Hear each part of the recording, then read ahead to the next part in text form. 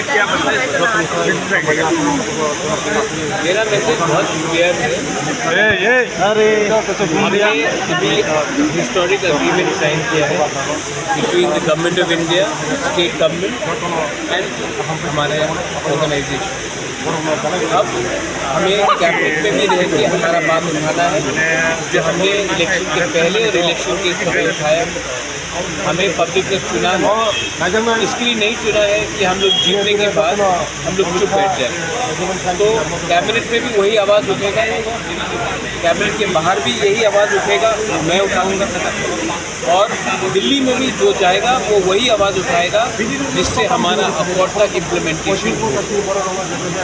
मैं बहुत वाकिफ़ हूँ कि पिछले सरकार में IPF की जीतने के बाद दोनों मंत्री चुप हो गए थे, उन्होंने बात नहीं उठाया। लेकिन मैं श्यामाचरण त्रिपुरा, नागेंद्र जमतिया के बारे में सोचता हूँ कि वो लोग पावर में भी आके उन्होंने बहुत चीज़ हमारे लोगों के लिए किया।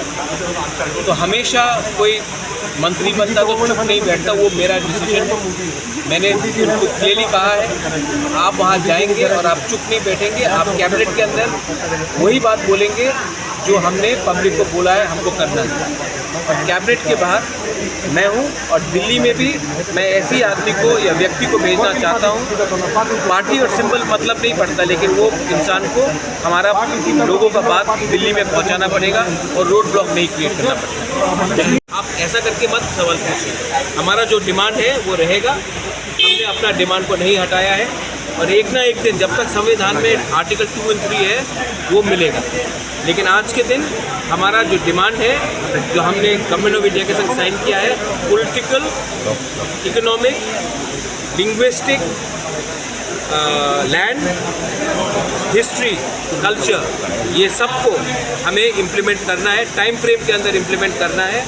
और देखिए, मैं ऐसा इंसान नहीं हूँ कि पावर के आने के पहले कुछ और बोलता हूँ, पावर के आने के बाद कुछ और बोलता हूँ। जो था वो है, वही रहेगा, कोई इसमें चेंज नहीं होगा।